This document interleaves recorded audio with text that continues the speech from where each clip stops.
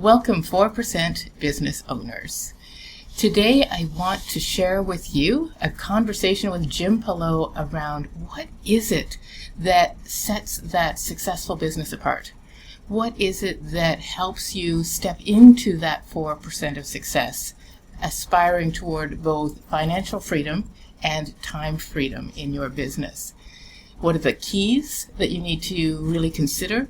And what are the characteristics that allow you to really embrace that new mindset of building financial freedom and time freedom in your business? Welcome to our channel. This is the very first pilot episode. We'll see how we do today. I'm Cher Cunningham. I am the Chief Experience Officer at Podium Prosperity. I'm your business coach. And to my left is Jim Pelot. Jim is the intentional wealth architect, helping you take your existing success, optimizing it on all 9 aspects of intentional wealth so that your result is greater than where you started from. Exactly. So here we are. Nice to be here. It's so good to be here. We've been wanting to get started on this for a while, sharing some of the wisdom and the stories, debunking some myths that people tend to believe, and also kind of explaining how to actually apply some terms. Today, we're just going to start with the vision statement. Okay. So this is a test, Jim. Can you recite our vision statement? I know that you typically have it roll trippingly off your tongue. Let's give it a shot. All right. So we empower the 4% of business owners who are determined to transform their businesses into a wealth engine. And the wealth engine will create intentional wealth that will allow them to achieve their lifestyle and legacy goals. Excellent. Now, I know we labored over this vision statement, and every single word in there is very important. From the intentional side, and that wealth engine actually being an asset. So we're going to break that down, first of all, and then we'll go into those 3 keys that help you become one of those 4% business owners, creating a work optional lifestyle and the profits that generate wealth to fuel your lifestyle, and also the characteristics that let you embrace it. If I didn't repeat myself there a couple of times. I think that was good. So when we say we empower, empowerment is really core to me as a business coach. I don't want to be someone that you need to rely on for accountability. I think motivation comes from having a goal to come from.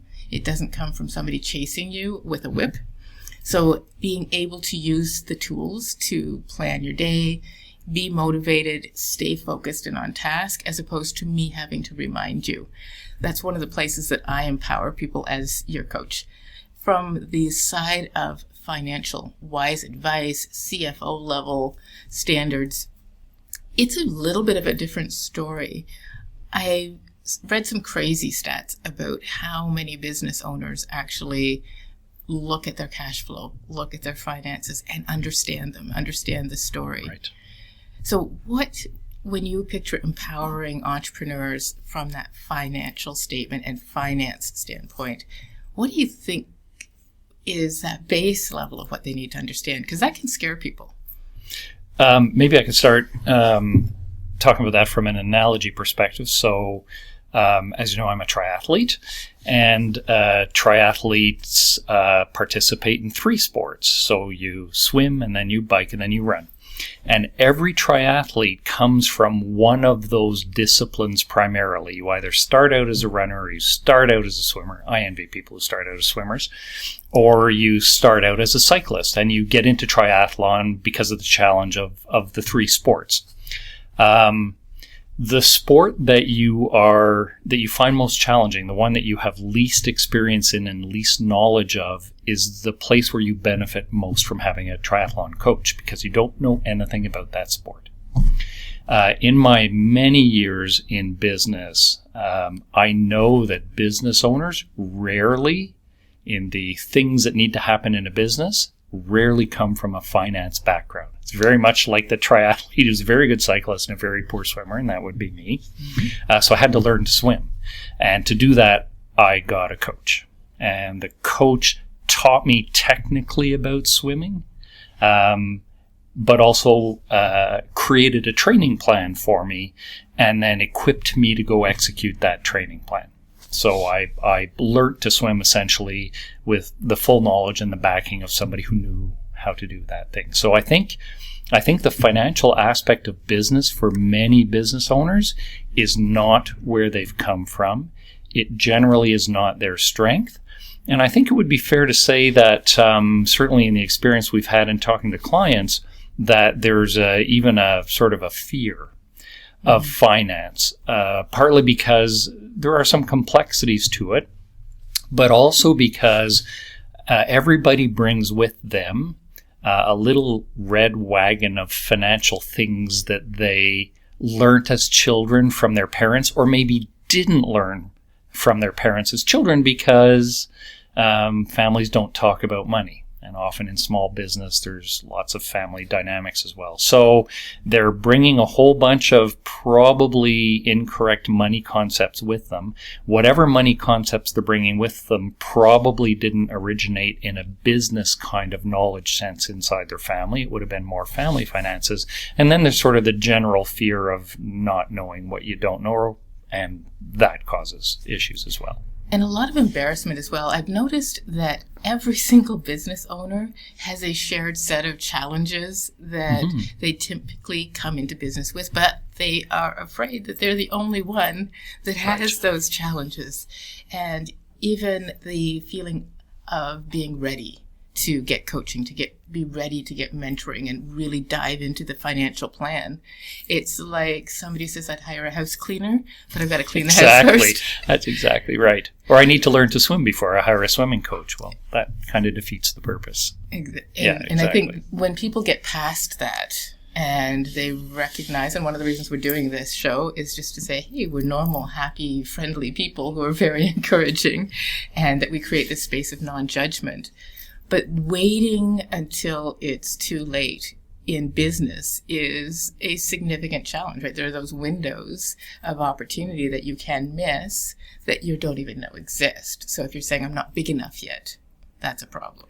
Right. And there are, we think about finance in two different ways. So there's the financial knowledge that is required to actually run your business in an optimal way, the same way you deliver your service or manufacture your product or whatever it is that you do to generate money. There's a bunch of financial knowledge and information around that is needed to run your business properly.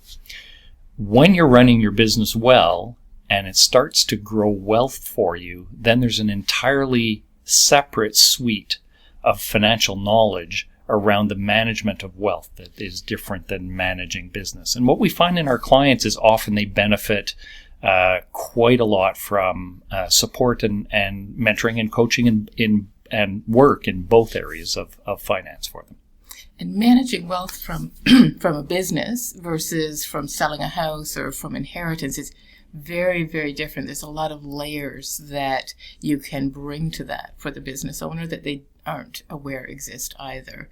Right. That if you're sitting there going, I don't know, that's a place that most people are sitting, even though they are in business.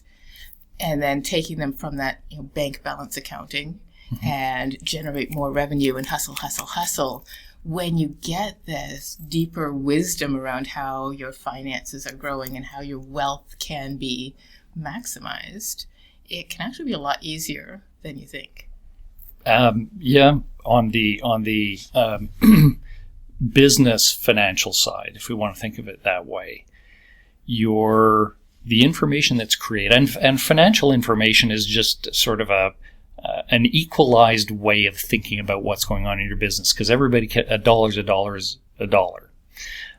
If your systems are properly set up, they would be producing for you a really important piece of information that may be absent in your business decision making, and this is often the case with clients, they get their financial statements prepared after year end in order to file their taxes, and their financial statements are available to them roughly 6 months, which is the filing deadline, after their year end. as opposed to thinking about the information that's generated from their business on an ongoing basis as an important component of that decision-making model. On the wealth side, things get more complex because they're not addressing the flow of business. While the business is involved in producing the wealth, there are discrete strategies associated with wealth management that are unrelated to the business. There are also tax attributes of being an incorporated business owner that provide very particular opportunities and also some risks if they're not managed properly. So it is very possible to miss opportunities and to, frankly, make some decisions that are really suboptimal on both pieces. I like that, suboptimal. So one of the places that I find this is very empowering is it takes that passion that you have in your business, it takes the success you have in delivering, but it adds logic to it. Right? The wise mind needs both the emotion and it needs the logic. And emotion is pretty easy to get as a business owner, that anxiety, those fears, when you put it out on the table. Right? I say anything that you can take out, put on the table, even figuratively, and shine a light on it, the shadows go away, and now you say, okay, what are we working with here? So it takes some of the excess emotionality out of the business, and that is one of the massive keys to the empowerment piece. And we've only done empowerment, so that whole vision so far, empower, is about putting you in the driver's seat and really maximizing the fuel that you're using in your business engine. So then if we look at the 4%, we empower the 4% of business owners. Now, first of all, to debunk, it's not that 80% of business owners fail in the first 5 years, but definitions of success also are pretty variable, right? A business that has not closed, is it a success? So when we look at the 4%, what I'm looking at is two things, is the Pareto principle, which tells you that 20% of your businesses are responsible for 80% of the success. Well, the bottom 80% of businesses are still doing very, very poorly in the small business world. Many of them subsisting, many of them working from home doing a side income. And you take that top 20% and you apply the 80-20 principle to that again, and you end up with 4%. So 4% of businesses really are generating most of the wealth in the small business world. And they're doing things differently. Right. And as a coach, I love to just 80-20 everything in your business. 80-20 your sales, 80-20 your marketing, 80-20 who your avatar is, what your solutions are, and help people really focus. And I think that goes together very well. So when we say 4%, I think it has a couple of meanings. Right. And none of that is a judgment. People make decisions about what they want their business to do for them. And there are a lot of small business owners who are incorporated or non-incorporated self-employed folks. And that's great. That can be thought of as a lifestyle business. In other words, you could go work for somebody and earn that money, or you could work for yourself and earn that money. And that's fantastic. There's some freedom in being there. The challenge really comes when that owner decides that the opportunity that they've harnessed or that they want to harness by being on their own because they feel a really interesting product or a really interesting service and it's differentiated and they can see that there's opportunity there. I think that is the 4%. I come from a biotech startup background, and there are a lot of biotechs that get funding and then aren't successful. Lots of different reasons for that. But companies that have potential and there's an opportunity but can't quite grasp being able to turn the thing into a business are sometimes unkindly called zombie companies because they've got funding and they've got an opportunity. They just can't quite get out of the shuffle in order to run and make something out of the specific opportunity that's in front of them. And that's where that intentionality really comes into play, both having specific goals, which again in coaching, so many people don't have specific goals. But when you have a hint that your goal is, I want to grow something that is bigger than me, that is separate from me. Getting out of that idea, I am my business, Right. into I've created that asset. There are changes to the business model that need to be made. There's changes to the organizational structure, the corporate structure. It's like if you just want to date somebody or you want to marry them, there's different signals, there's different types of dates you'll go on, there's different things that you will talk about in that situation. It's the same if you're switching from self-employed to business owner. There's a huge intentional shift in business model in there.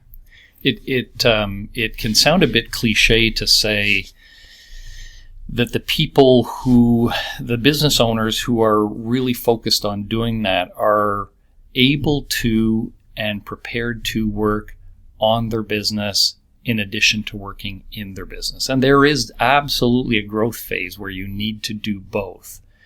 The goal being eventually that you're working on rather than in your business on a full-time basis.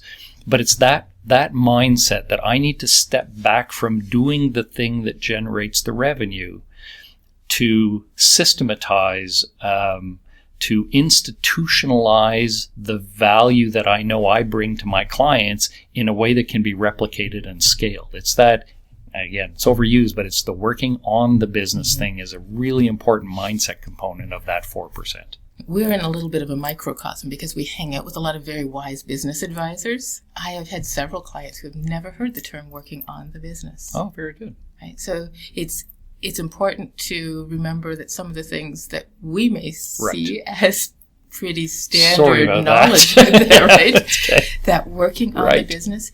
I even had a client who we talked about profit versus revenue, and this is one of those 3 keys, right? We're talking a great deal about some of these keys already. How you're changing your mindset. Key number 1, right? Stop thinking in that employee mindset where you're working in the business and start thinking from that CEO mindset where you're working on the business. So that's one of the 3 keys. So number 1 is that. The second one that I was going to mention that I've heard people not hear enough of is there is a difference between revenue and profit.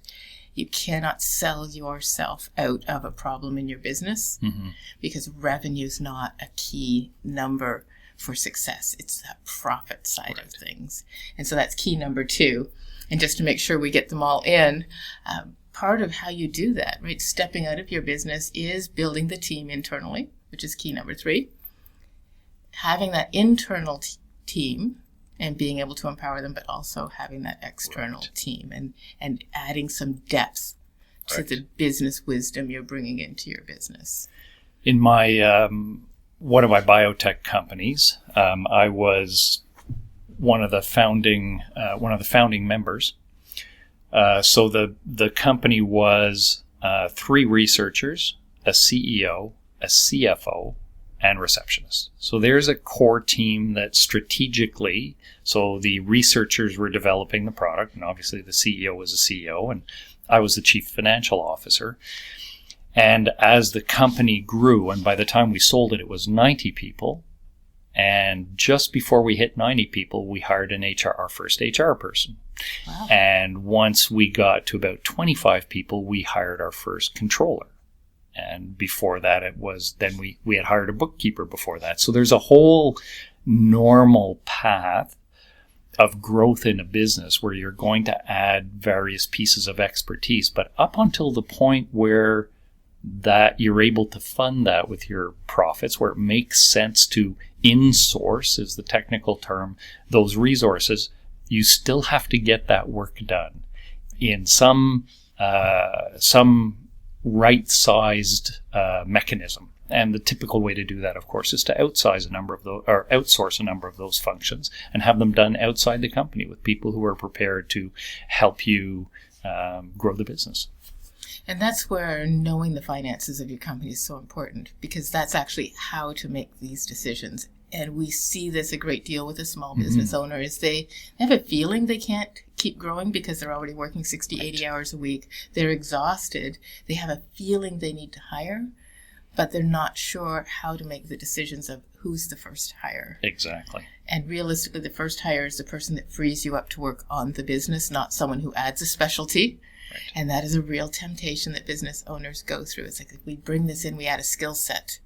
What you really need to do is start with understanding, can you afford it? Mm-hmm. How do you know you can afford it? What is that employee going to be worth? What value are they going to generate in actual dollars in your company?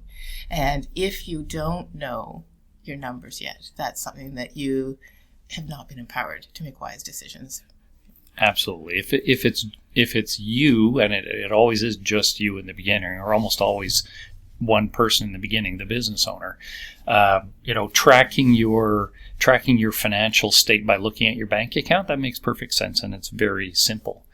When you've added on a few employees, and you and I have talked about this extensively, both amongst ourselves, but also with our client, is that growth is the hardest thing to do in business.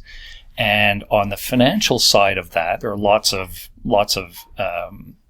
challenges just in the human resources and the business planning and all that. But on the financial side of things, growth consumes cash like nothing else in business. And it is very, very possible, if you're not on top of the finances of your company, that you can grow yourself into bankruptcy. It's a very common thing to have happen. And there's a change that happens in your business as you go from survivable to stable to scalable. At stable, as you're getting to stable, you're growing in a very incremental way.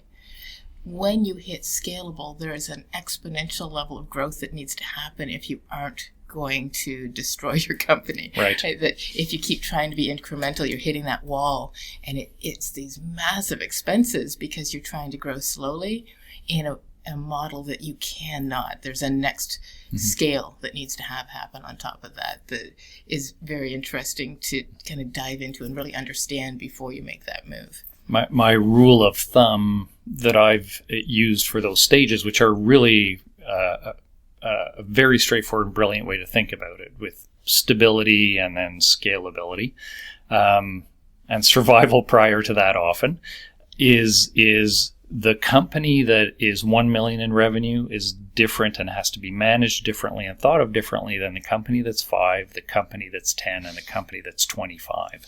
Those are real transitional inflection points with a sort of an external measurement of what is my revenue now. Managing a $5 million company or a $10 million company is very different than managing a $1 million company. And successful companies have the information systems and the perspective on their business and on their growth that allows them to scale through those inflection points successfully. All right, what's left on our wealth engine? So when we talk about the wealth engine, we actually had a conversation yesterday with a client who was a business owner generating wealth, but acting like he only had access to personal levels of wealth growth. How does intentionally turning your business into a wealth engine change the whole picture of financial planning in 5 minutes or less? Right. Right. Big topic. Yes. The reason we love working with business owners is partly because we have a passion for small businesses and lots of experience amongst the team. Working in small businesses, everything from sales to finance to production. So we've got lots of experience there. Over the course of their lifetime, almost all small business owners are going to amass most of their wealth, especially if they're thoughtful and intentional about it, will be the business that they've created. Which is different than an employee who brings home an income and saves 10% or 15% or whatever they need to do to get them through retirement, and maybe have some portfolio kind of investments and an RSP and TFSA. For business owners, especially in the first years of their business, they're going to be, while employees are saving, they're going to be plowing money back into their business.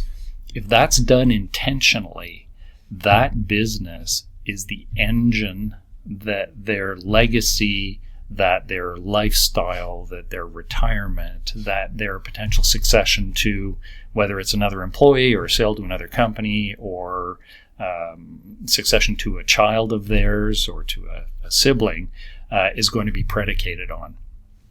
Making that wealth and making that business go really produces the maximal wealth for that family to allow them to do what they want to do. It's so different than being an employee. The opportunities are so much greater. It is surprising how many people don't know that. And business owners who are working along, and they're seeing a lot of ads out there about getting into the markets and Bitcoin and real estate and seeing some of that excitement.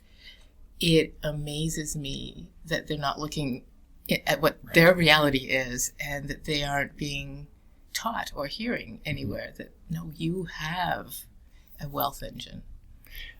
One of the important facets of the planning that we do with business owners is a full asset analysis. And there are different classes of assets. So real estate is a class of asset, and public markets are a class of asset, and private investment and insurance is actually a class of asset, which is a topic for a whole other thing. We treat the business owner's business as their primary asset class.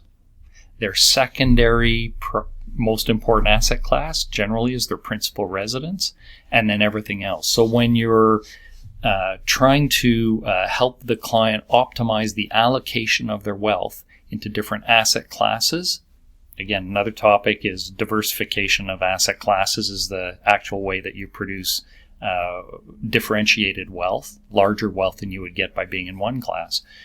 Thinking about that wealth engine as the primary asset class of the owner produces very different understanding of what else should happen in the wealth that business owner has accumulated outside of the value of the company. And that's, I think we might be unique in thinking about businesses in that way. Yeah, it's a whole different thought process. And yet, if you look at the wealth of someone who's gone from $1 million in net worth to $5 million in net worth, the big change isn't in real estate. When you're actually looking at the numbers, they have business. Absolutely. And it's huge. The diagram, I'll see if I can find it and pop it up with this, because it's all in blue, the different types of business wealth in this diagram, and it's just grows. That's what's growing for those people that are hitting their net worth levels of that higher, what a business owner can expect to see happen. Which brings us back to our mission statement, which is that we want business owners who are determined to turn their business into an asset. So the asset is the wealth engine. The asset has different attributes, and often business owners are used to assets that depreciate over time. So you buy a machine and then it's worth a little less the next year, or you buy a truck for your business and 5 years from now you're going to have to replace it. This kind of business asset appreciates over time. And the appreciation that you want to create there is the interest somebody would have in buying that business from you for some multiple of the cash that it produces every year. So if your business doesn't produce cash every year, it's never going to be an asset. It itself, you might have assets in it. You might have trucks and you might have machinery and all that stuff saleable. But the real wealth engine value of a business is if the business can exist separate from you, and that it produces cash flow separate from you, and that you can design it in a way that a buyer at some point will want to buy that cash flow from you. That's how you turn a business into an asset and therefore a wealth engine. And that cash is not revenue. And that's just to underscore that, right? That cash is profit. Profit and cash flow. Yeah. Absolutely. So that brings us to the characteristics, right? Determined, absolutely. And determined, not just determined to run a business that is well known in the marketplace, because you can get very distracted by what can be very egocentric measures of success and demonstrations of success. Having a business that everybody knows and having a boat doesn't mean you're generating wealth. And in fact, it can mean the opposite of generating wealth. It can mean you are serving too many people. It can mean you're spending when you can't. So being determined to create a business that fuels your lifestyle, I think is one of the big shifts that you have to remember, right? You started a business to fuel a lifestyle you want to live. So that one's number one for us for a good reason. Which may include a boat, but that's generally, we don't think of that as an asset class. So it's part of a lifestyle expenditure rather than an asset determination. And it's a timing thing too, right? If you're Absolutely. undermining the stability of your business by buying that boat and by buying the $3 million house, when it's too soon, it needs to be part of an intentional plan. An intentional plan that considers cash flow and is appropriately married to the entrepreneur and often the entrepreneur's spouse's risk tolerance, which is again a topic for another day. But all wealth management has to be predicated on the tolerance of the person making the investments. So that's a topic for another day, but certainly is considered as well. Absolutely. What other characteristics would you say that help you get to become the 4% business owner? The 4% business, the reason I think, first of all, there's the fun of building businesses. There's nothing else like building like a solid asset-based business. You start with nothing, and then 5 years later, you're an employer with 20 employees. You've started from nothing, and it's entirely your energy and your determination and your smarts and your effort that produces this thing where there was nothing. It's just the most exciting thing to do is to start and run businesses. The motivation behind that, so part of it is, hey, it's a fun thing to do. The intention often comes from wanting to have a particular kind of life for you and your household, and wanting to leave a particular kind of legacy in your community, with your family. So there's the building the business is fun, but the underlying drivers often are that I want to have a boat. That's great. So let's build a plan for you. This is what your wealth engine looks like it's going to produce over some period of time. And hey, 5 years from now, you can have this kind of boat without compromising your business plan. So being as intentional about your lifestyle and legacy as you are about building your business really allows you to optimize the value of your business and what you want to get out of it. Absolutely. I find when I'm meeting a potential client and they say one of their goals is the revenue side, but the other goal is time freedom. Right. When somebody has actually considered that their business is generating freedom for them, they're on the right track. I think that characteristic of measuring success by the time that you don't have to be in the business.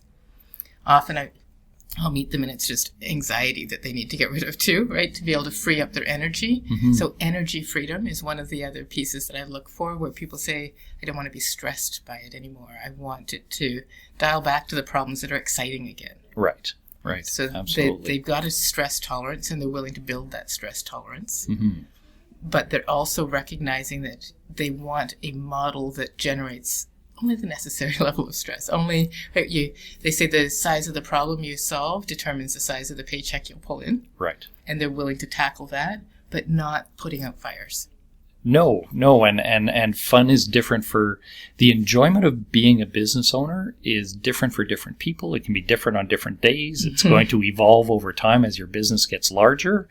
We were recently talking to a client who is enjoying being a business owner, but is also enjoyed the time in the business when they were much smaller. And I think part of the discussion there as well, there's nothing in being a business owner that precludes you from wanting to be and enjoying being in the business from time to time. So if that's part of what makes you, gets you out of bed in the morning, that's great.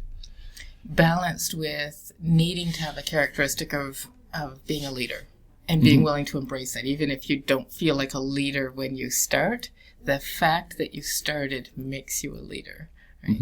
We really work with business leaders, even if they don't recognize it yet. That is a a role you've stepped into in leadership. And I think it's one of the reasons that our client cares about legacy, cares about community, cares about volunteering and charity, is because that leadership identity is something that they've already embraced at some level just by starting that business. And seeing that as a leader, you show up in different ways. Yes, you can swing the hammer. Yes, you can do the work. And you need to be willing to step out of that thing that you used to do so well and empower people within the company to do it. Yeah, absolutely. I feel like this ties a nice bow on this.